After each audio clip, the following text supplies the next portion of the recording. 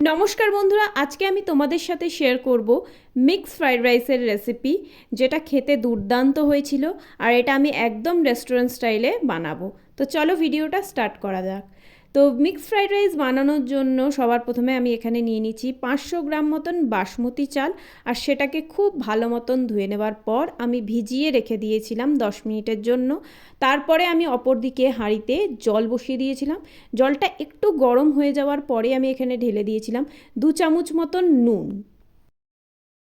জল গরম হওয়ার পরে ডাইরেক্ট তোমরা চাল দিয়ে দেবে না, নুন দেবে প্রথমে, তারপরে তোমরা চালটাকে খুব হালকা হাতে ঢেলে দেবে এর মধ্যে। তো ঢেলে দেওয়ার পরে আমি মোটামুটি 10 মিনিট মতন এটাকে ফুটিয়ে দিয়েছিলাম। তো চালটা হয়ে গেছে তোমরা কি করে বুঝবে? তো দেখো 10 মিনিট পরে আমি যখন এটাকে দেখেছিলাম তো চালটা হাফ বয়েল হয়েছিল, মানে 80% মতন বয়েল হয়েছিল। তো 80%ই তোমাদেরকে বয়েল করতে হবে, মানে চালটা সেদ্ধও হবে কিন্তু দুভাগে বিভক্ত হয়ে যাবে, মানে তোমাদের চালটা অলরেডি কুকড হয়ে গেছে। তো এবার তোমাদেরকে জলটা ঝরিয়ে নিতে হবে আর চালটা আলাদা করে নিতে হবে। তো দেখো এখানে আমি করে নিয়েছি, আর একটুখানি আমি ছড়িয়ে দিয়েছি যাতে এর মধ্যে যেই ভাপটা আছে সেটা বেরিয়ে যায়।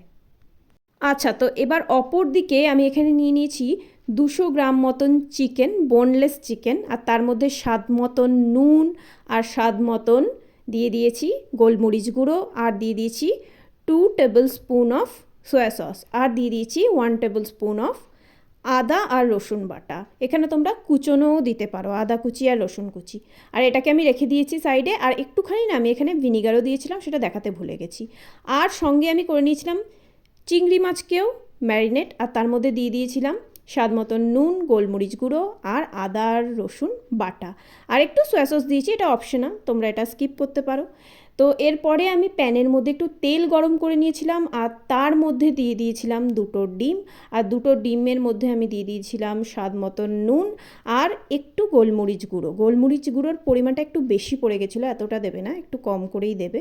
আর তারপরে এটাকে আমি হাই ফ্লেমে খুব ভালো মতন রান্না করে নিয়েছিলাম। এটাকে হাই ফ্লেমেই রান্না করতে হবে। হাই ফ্লেমে রান্না করার ফলে এই যে ডিমের ঝুড়িটা আছে সেটা খুব জুসি খেতে হয়। তো এইভাবে দেখো আমি মোটামুটি 3 থেকে 4 মিনিট মতন একটু ভাজা ভাজা করে নিয়েছিলাম। এবার এটা একদম পারফেক্টলি কুকড। এবার আবার আমি ওই একই প্যানের মধ্যে আর একটু তেল দিয়ে ম্যারিনেট করে রাখা বোনলেস চিকেনগুলো দিয়ে দিয়েছিলাম, আর সেটাকেও আমি খুব ভালো মতন কুক করে নিয়েছিলাম। তো এখানে বোনলেস চিকেনটাকে তোমাদেরকে একটু কমই ভাজা ভাজা করতে হবে, কারণ যদি তোমরা বেশি ভাজা ভাজা করে দাও তাহলে এর মধ্যে সেই জুসিনেসটা আর থাকবে না। পরে যখন তোমরা সেটাকে ইউজ করবে রাইসে তো সেটা খুব ছিবড়া ছিবড়া মতন খেতে লাগবে। তো একটু এটাকে ভাজা ভাজা করেই তুলতে হবে। তো একই প্যানে তারপরে আমি আবার একটু তেল দিয়ে চিংড়ি মাছগুলোকেও ভাজা করে নিয়েছিলাম। সেম পদ্ধতিতে চিংড়ি মাছটাকেও তোমাদেরকে কমই ভাজা করতে হবে, বেশি ভাজা করলে সেই টেস্টটা আর থাকবে না, মিক্সড ফ্রাইড রাইসে যেই টেস্টটা পাওয়া যায় চিংড়ি মাছের। তো দেখো একটু যখন লাল লাল হয়ে আসবে চিংড়ি মাছগুলো তখনই তোমাদেরকে এটা প্যান থেকে উঠিয়ে নিতে হবে। তো দেখো এখন পারফেক্টলি এটা কুকড হয়ে গেছে, সেই জন্য এটাকেও আমি এখন তুলে সাইডে রেখে দেব। তো ননভেজ সব আইটেম আমার তৈরি হয়ে গেছে।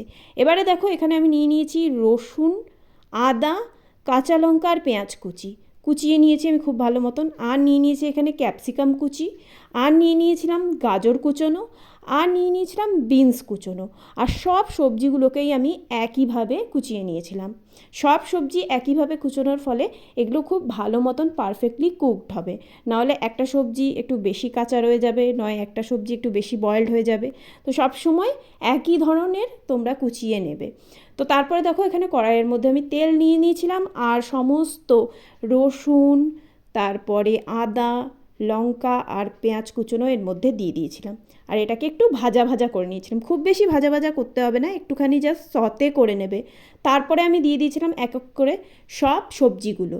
গাজর কুচোনো দিয়ে দিয়েছিলাম, বিনস কুচোনো দিয়ে দিয়েছিলাম, আর দিয়ে দিয়েছিলাম ক্যাপসিকাম কুচোনো। আর সব কিছু ঢেলে ভালো মতন আমি মিক্স করে নিয়েছিলাম। যেহেতু এগুলো খুব ছোট ছোট করে কুচোনো আছে তাই এগুলো হতে বেশিক্ষণ সময় লাগবে না, তাই খুব একটা বেশি ভাজা ভাজা করার দরকার নেই। এটা দেখবে একটু কালার চেঞ্জ করতে শুরু করবে, তখনই তোমাদেরকে এটা উঠিয়ে মানে ভাত ঢেলে দিতে হবে এর মধ্যে। তো সব ধরনের আমি এখানে সবজি দেওয়ার পরে একটুখানি দিয়ে দিয়েছিলাম নুন। তো নুনের ফলে এটা একটু ভালো মতন আরও সেদ্ধ হয়ে গেছিলো। তারপর দেখো এখন আমি দিয়ে দিয়েছিলাম চালটা, তো চালটা দিয়েও আমি খুব ভালো মতন একটু মিক্স করে নিয়েছিলাম ফার্স্টে। তো মিক্স করে নেওয়ার পর আমি এখানে দিয়ে দিয়েছিলাম স্বাদ মতন গোলমরিচের গুঁড়ো। গোলমরিচের গুঁড়োটা একটু ইউজ করতে হবে, কারণ মিক্সড ফ্রাইড রাইসে এটার স্বাদটা পাওয়া যায়, তাই এটা অবশ্যই ইউজ করবে। এক্সট্রাভাবে আমি নুন ইউজ করিনি এখানে। আর সঙ্গে আমি দিয়ে দিয়েছিলাম 2 চামচ মতন 2 tablespoon of soya sauce দিয়ে দিয়েছিলাম। আর দিয়ে দিয়েছিলাম আগে থেকে ভেজে রাখা চিংড়ি মাছ, আগে থেকে ভেজে রাখা ডিমের কুচনো, আর ডিমের ঝুড়ি আর দিয়ে দিয়েছিলাম আগে থেকে ভেজে রাখা মাংস। তো সব কিছু দিয়ে আমি এখানে ভালো মতন মিক্স করে নিয়েছিলাম। এক্সট্রাভাবে কোনো নুনই লাগেনি, কারণ অলরেডি সব কিছুতেই আমি নুন ব্যবহার করেছিলাম, তাই এক্সট্রাভাবে নুন আর লাগেনি। তো দেখো এটা ফাইনালি তৈরি হয়ে গেছে।